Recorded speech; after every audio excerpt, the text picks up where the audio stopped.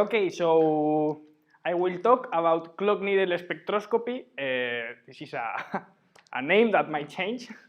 Yeah, this is for now. This is a work we've been doing for the last month or so. So yeah, let's see. So first of all, I want to tell you about macroscopic polarization. So this is the Hamiltonian of a single nucleus in a magnetic field. So this is the gyromagnetic ratio of the nucleus. This is the magnetic field. And this is the spin 1/2 operator. So this could be a hydrogen or carbon-13 or something like that.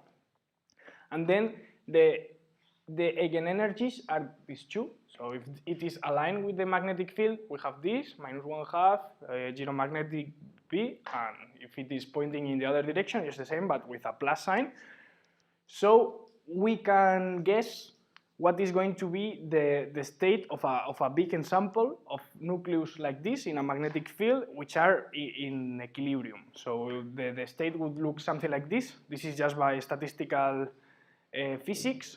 This is a Boltzmann distribution, and this is just the normalization factor. So the important thing here is that there is some imbalance in the number of spins that are going to point up and the number of spins that are going to point down. To give you some numbers, if we are in a magnetic field of 3 Teslas and we are talking about hydrogen at room temperature, this would be only 1 in every 100,000 nucleus is misaligned, so it is contributing to this effect. So the important thing is that the imbalance creates a macroscopic magnetic field. So if we have a sample and a magnetic field, some imbalance happens, so we have a magnetic field emanating from the sample. Okay. So now I will show you two dynamics of characteristic of spins that also happens in this ensemble. So the first of them is the Larmor precession. So if instead of being in an eigenstate, we are slightly shifted away. So for example, we are in the plus state and we let the system evolve according to the Hamiltonian we saw before, we have this thing here. So basically this starts rotating. Okay, this is it.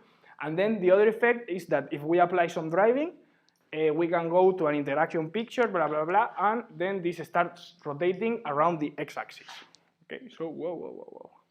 Yeah, so there is something I want you to notice, that here the z axis never changes, and here we have some change in the z axis. So this is going to be important.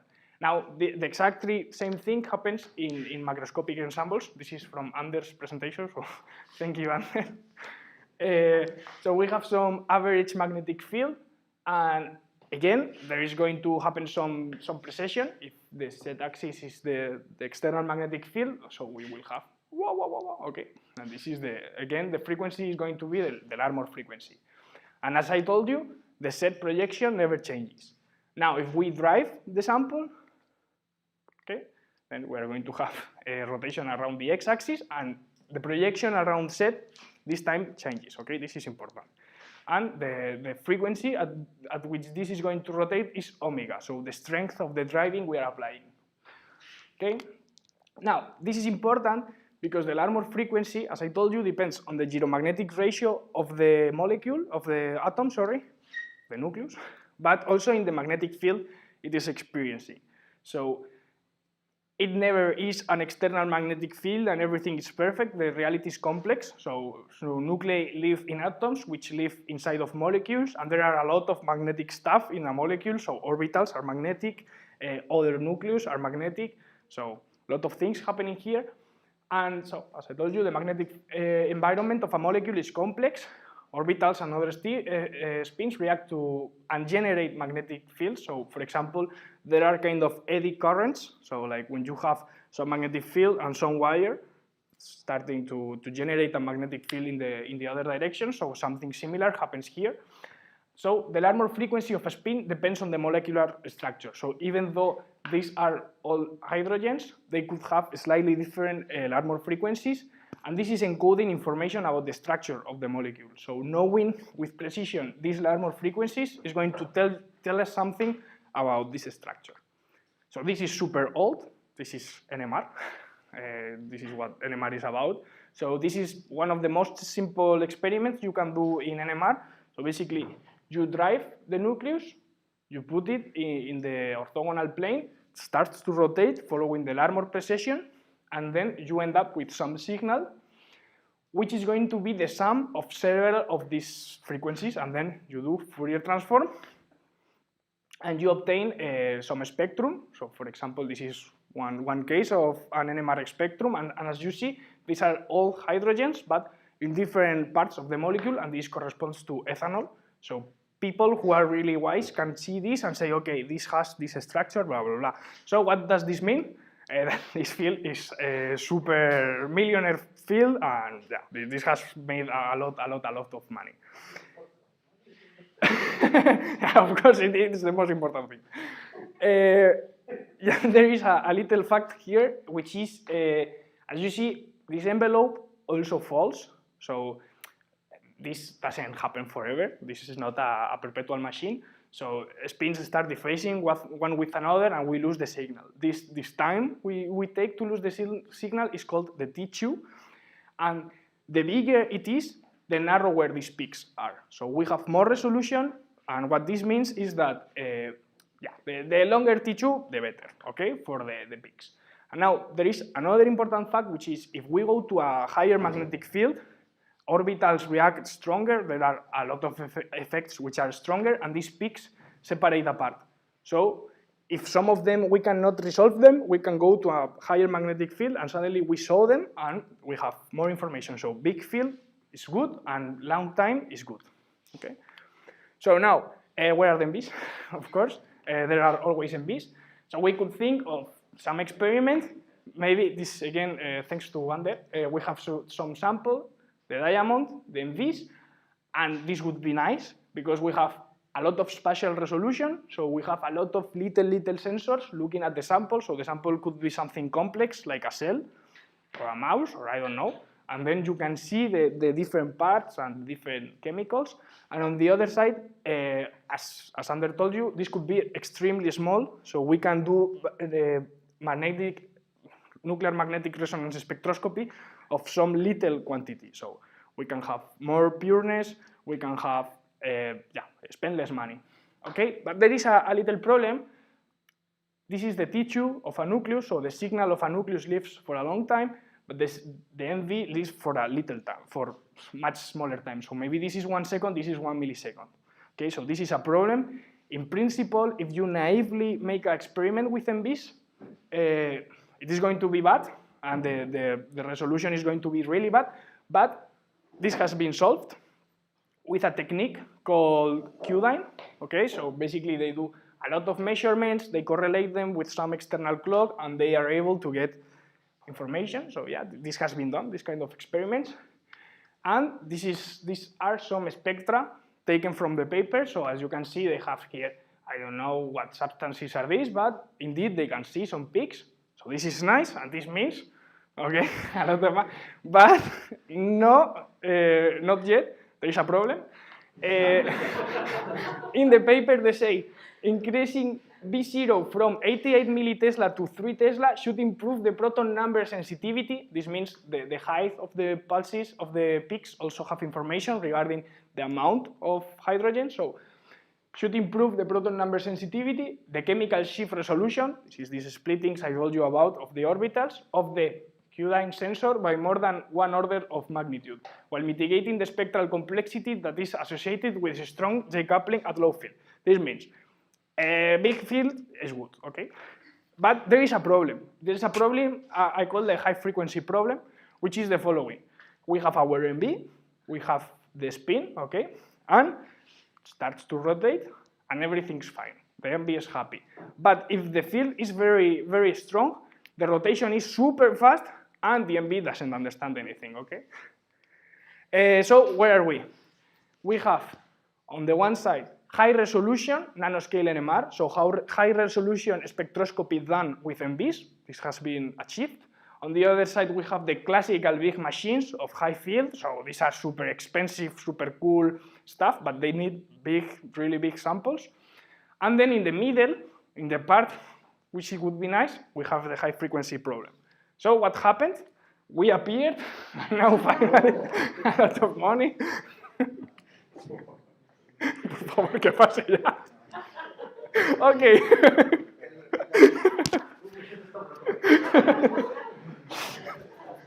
Okay. So, where are we? Okay.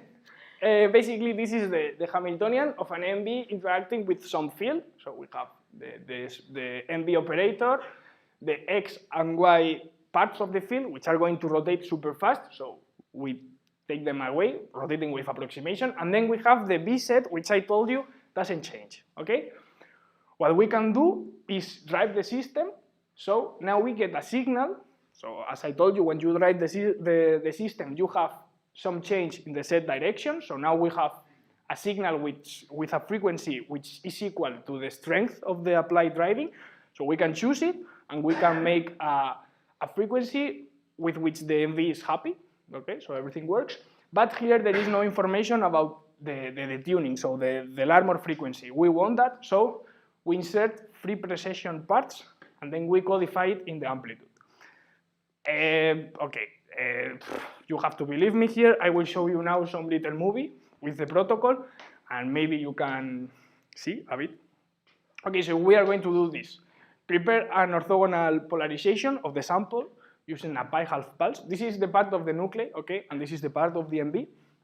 Then we will let the bath dephase, and we initialize the MV, okay, we put it in 0.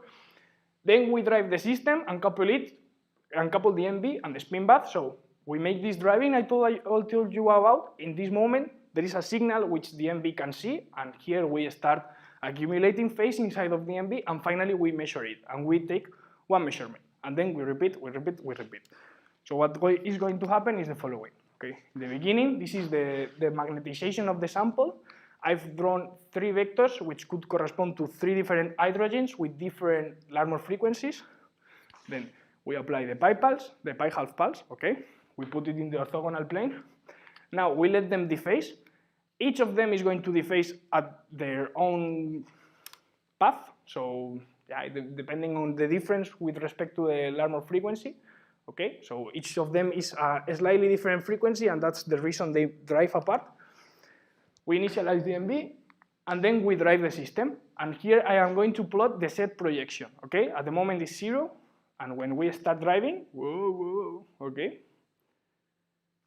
this is the set projection of each of these vectors, and the sum of them, which is the signal that the MV sees, is this thing. Okay, and now we repeat. We let them move apart, and repeat again.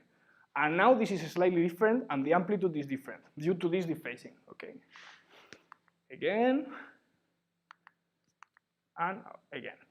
And as time passes, these different signals are changing, so the sum is different. And now in this amplitude is codified exactly the information we want. We can extract it really easily by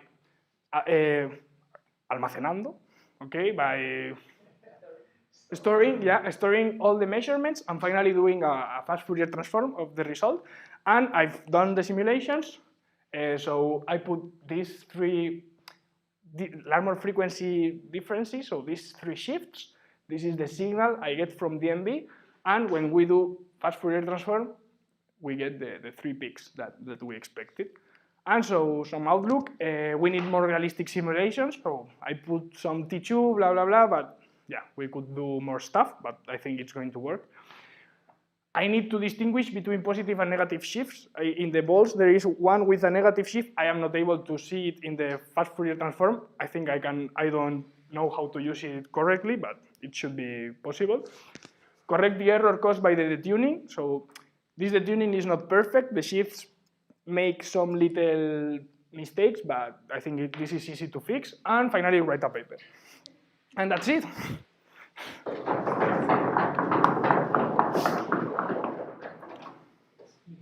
Any questions?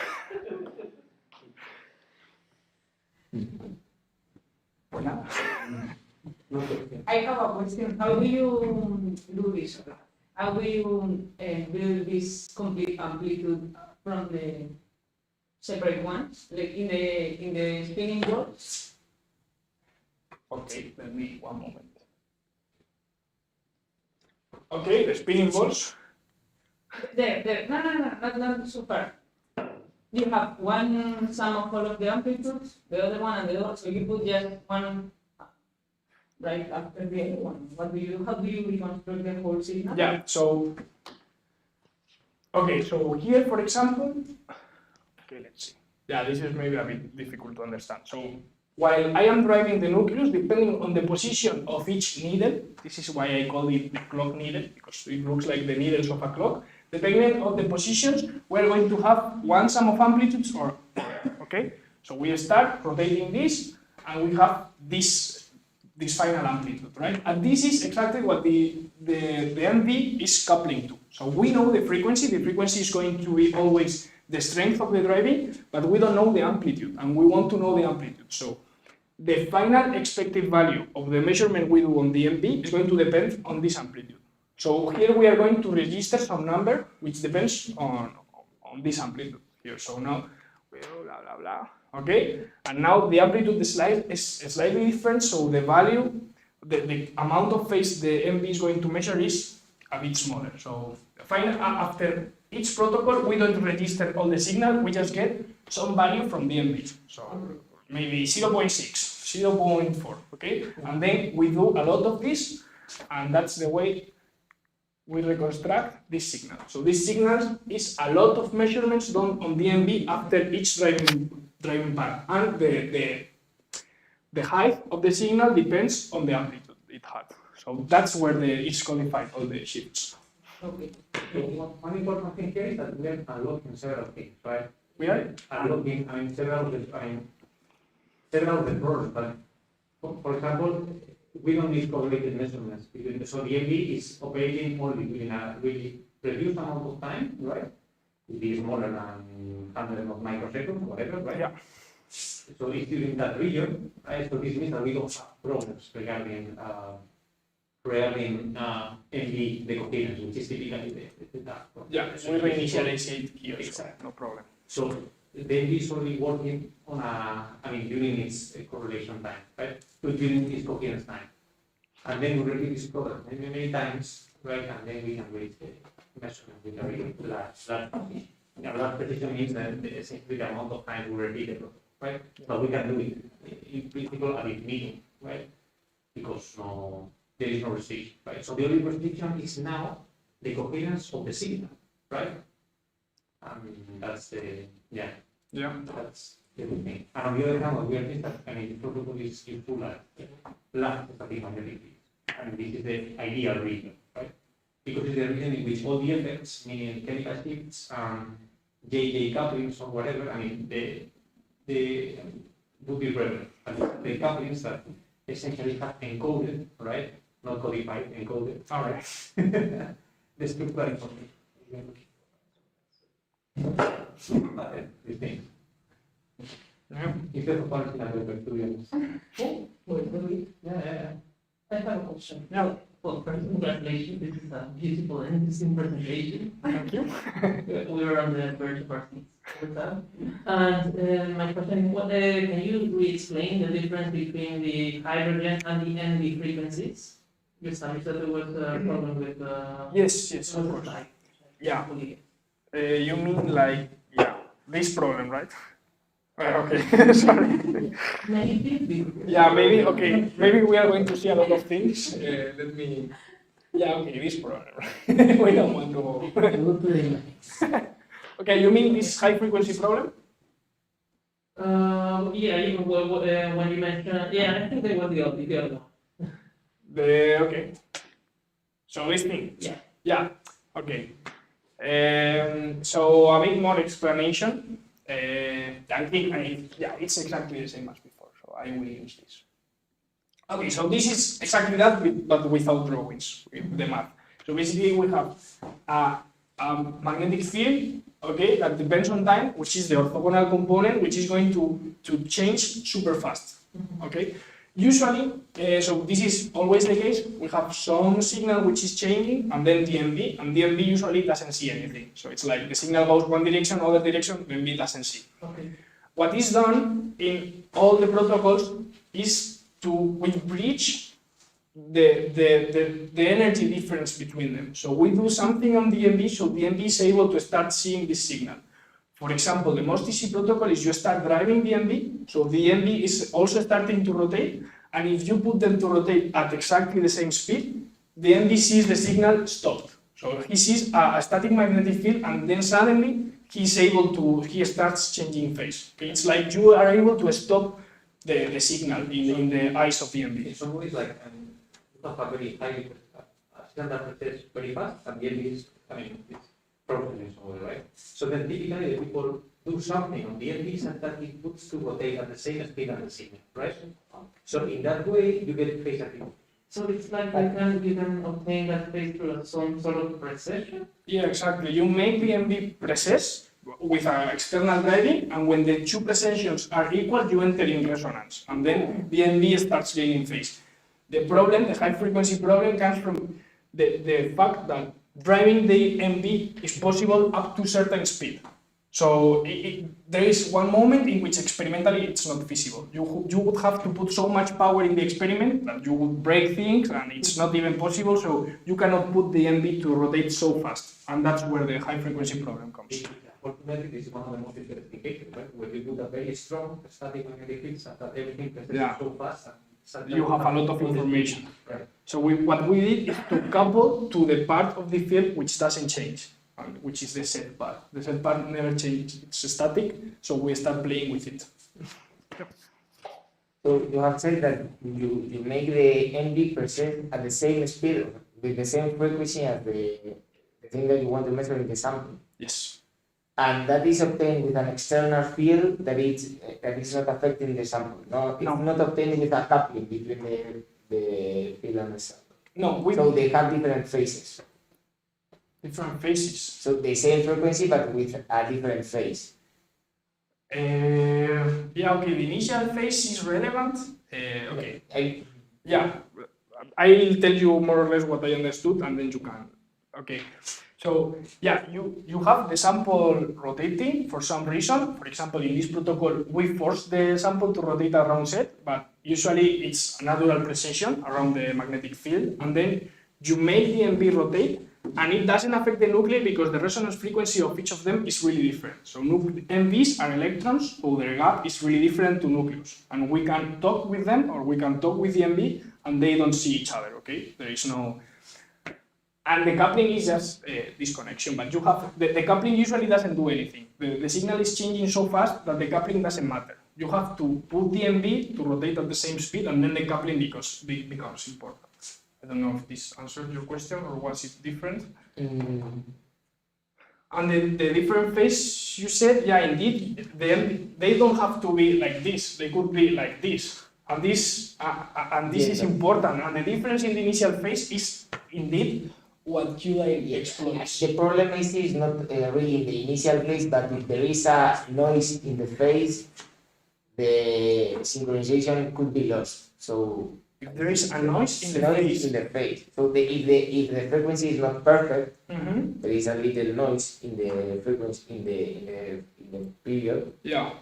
Then the synchronization between the two samples is lost. Yeah. So is there something to block the phases, or they are simply rotating in the same frequency, but with probably a phase between? Interesting because actually we are looking for that little shifts, right? So that little shift, so we don't expect that our sample is something like a harmonic match. Actually it contains several shifts, whatever, and that's exactly what we are looking for, right? So our signal may strange things, right? Because it contains several contributions of very little deviations. So we are looking exactly that deviation. Okay. That's what we are looking, right? But these little deviations don't matter too much. Like if you are close to the resonance frequency, even if you are not locked in phase, but they are starting to drift apart, you still get a signal. So while you are close to this signal, so to this speed, you're fine. It doesn't matter that there is some small difference. Yeah, I think, and maybe you can even error correct that kind of thing. Sure, yeah, probably. Yeah, but yeah, you're fine. You can do it. Yeah, this kind of, so maybe when we are talking about Teslas, everything is moving at megahertz, and we are talking about seeing shifts of a couple hertz, so maybe 100 hertz. It doesn't matter, it's nothing. Which is the precision you got in the plots? In the plots, You cannot. it's exactly as in NMR. So it's like in normal NMR, the width of the peak, so the peaks are in the point. Yeah, the peaks are exactly where they have to be, and this width depends on Chi2, exactly like in normal NMR or in Q line. And this case is in hertz or whatever.